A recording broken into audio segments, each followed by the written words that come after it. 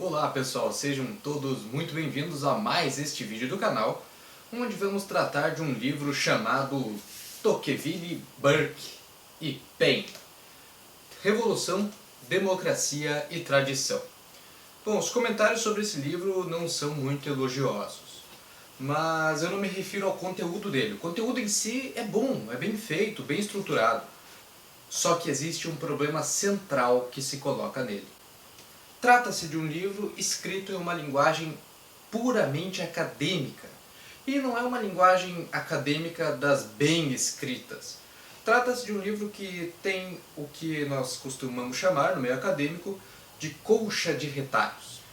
Você que não está na academia talvez se pergunte, mas o que seria a colcha de retalhos? Seria um livro que tem citações atrás de citações.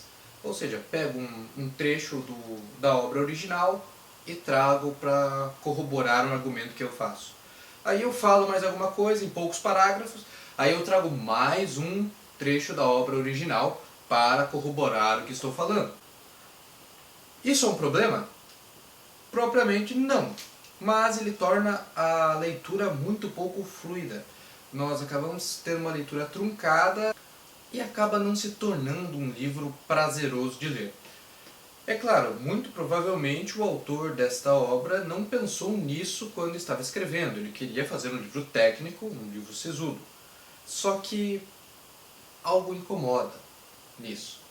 É que a linguagem utilizada pelo autor, no livro que é publicado pela editora UEPG, e já vamos falar um pouco mais sobre a editora, acaba sendo uma linguagem mais difícil do que o texto original. E isso é um problema sério, porque se você não conseguiu explicar de uma forma mais simples do que a obra original, então tem aí um problema sério. Ou você não entendeu direito e está rebuscando a linguagem para tentar fingir que é um pouco mais inteligente, o que eu não acho que é o caso, só estou dando um exemplo. Ou então você está realmente não sabe escrever, não está escrevendo para ser lido, está escrevendo para obter um título. E o que parece mesmo nessa obra é que esse texto ele foi utilizado como um trabalho acadêmico e foi puramente transcrito, colocado em formato de livro. O que a editora UEPG alega não fazer. Então é algo que não favorece muito a leitura. Mas para quem a leitura deste livro é importante? Muito provavelmente acadêmicos de teoria do Estado. Pessoas que estão estudando, sei lá, curso de Direito, curso de Ciências Sociais, Ciência Política, Relações Internacionais, muito provavelmente terá que conhecer esses autores, provavelmente não terá que conhecer esses autores, e a leitura de uma obra que traz elementos comparados dos três, sem dúvida é interessante. Mas se você não tem uma introdução já para esses autores, a leitura acaba sendo tão truncada quanto seria ler o texto original, porque a obra não faz o trabalho que deveria fazer, que é de trazer uma explicação, uma clarificação dos conceitos nas palavras do autor. Não, ele fala um pouco e traz o texto original, tentando corroborar suas ideias como se nós ficássemos duvidando dele o tempo todo. Bom, e para tentar clarificar um pouco melhor o que eu estou querendo dizer, vou ler aqui um trecho da obra e depois lerei um trecho do original. Não especificamente o mesmo trecho, mas é para fazer essa diferenciação da linguagem de um original do Tocqueville. Então um trecho aqui da obra do autor Ricardo Luiz de Souza. Tocqueville não menciona, como lembra Robert Gannett Jr., as amplas áreas de congruência entre a sua análise de processo revolucionário e a análise de Burke, representadas pelo desdém comum pelos teóricos da Revolução, o reconhecimento feito por ambos dos paralelos entre esta e os primeiros movimentos religiosos revolucionários, o apoio à criação de instituições autônomas das províncias, a insistência de ambos de que o respeito ao estabelecimento de restrições para a liberdade, a crença na permanência na França de diversos elementos provenientes da antiga Constituição. Ou seja, nós temos aqui uma frase que leva um parágrafo para ser lido. Mas a influência de Burke sobre Tocqueville torna-se nítida quando este acentua que, e agora entra uma citação direta do Tocqueville, Nas nações aristocráticas, os corpos secundários constituem associações naturais que detêm os abusos do poder. No país onde semelhantes associações não existem, seus particulares não podem criar artificialmente e momentaneamente alguma coisa que lhes assemelhe. Bom, enfim, traz aqui uma citação longa. Ao fim dessa citação, entra mais uma fala do próprio autor. Tocqueville assinala as vantagens advindas de sua sobrevivência. E aí mais uma citação direta do Tocqueville. E então vem um parágrafo do autor. Um parágrafo que é uma frase só. Isso é interessante. A destruição desses corpos secundários tem como consequência inevitável, na perspectiva de Burke, a atomização dos indivíduos. Nesse sentido, sua influência torna-se nítida, mais uma vez, quando Tocqueville ressalta as consequências desse processo. E aí vem uma citação do Tocqueville. E aí vem mais uma frase. Enfim, o autor não consegue escrever uma página do livro sem trazer pelo menos alguma citação. O que torna, como livro, como uma explicação do autor sobre o que ele está trabalhando, um livro fraco. Esse é o ponto. Lógico, não tira o mérito do autor de compreender, do autor que é o Ricardo Luiz de Souza, não tira o mérito dele em momento algum de ter compreendido, de ter realizado um estudo que é um estudo denso, estudar autores clássicos como esses. Não é nada fácil. Mas aí eu trago um exemplo aqui do próprio Tocqueville, já no início do livro, para mostrar como a leitura do Tocqueville flui melhor, pensando já numa escrita para livro. Um trecho aleatório. Tornei então a trazer meu pensamento para nosso hemisfério, e pareceu-me que distinguia nele algo análogo ao espetáculo que o Novo Mundo me oferecia. Via na igualdade de condições que, sem terem atingido, como nos Estados Unidos, seus limites extremos, aproximava-se deles cada dia mais. E nessa mesma democracia que reinava sobre as sociedades americanas, pareceu-me na Europa avançar rapidamente rumo ao poder. Então, a diferença é brutal. Claro, às vezes torna-se muito difícil comparar a escrita de um autor de pequena envergadura com um clássico da literatura. Mas mostra que a gente sempre pode melhorar no que nós escrevemos.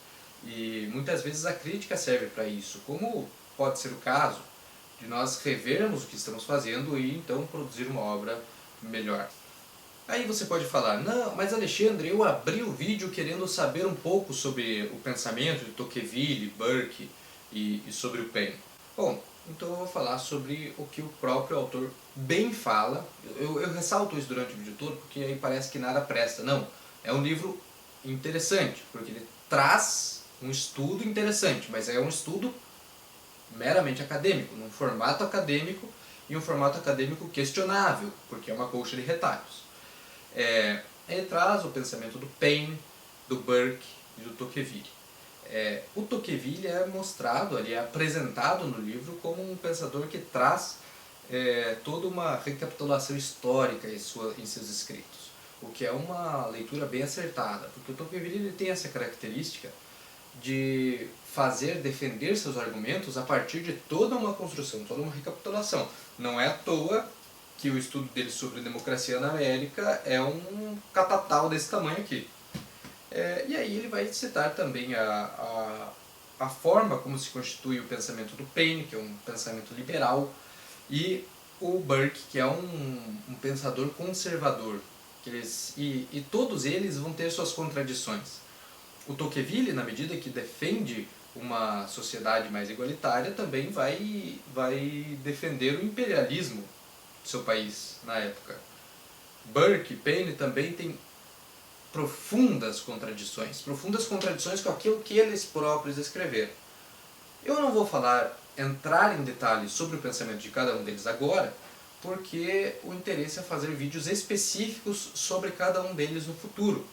Então, esse vídeo foi uma crítica baseada em perspectivas jornalísticas com relação à obra, a forma como ela é desenvolvida, e também uma crítica com relação ao trabalho editorial parco que foi feito pela editora da UEPG, que é a Universidade Estadual de Ponta Grossa.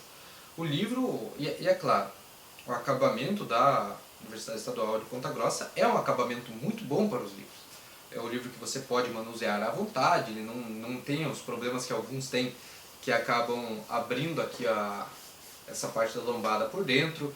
Ele não é um livro que mancha, como é o caso aqui dessa editora da Edipro, né, que ele acaba tendo algumas... ficando marcas na capa conforme a gente manuseia. Não, é um livro de uma edição muito interessante, muito robusta.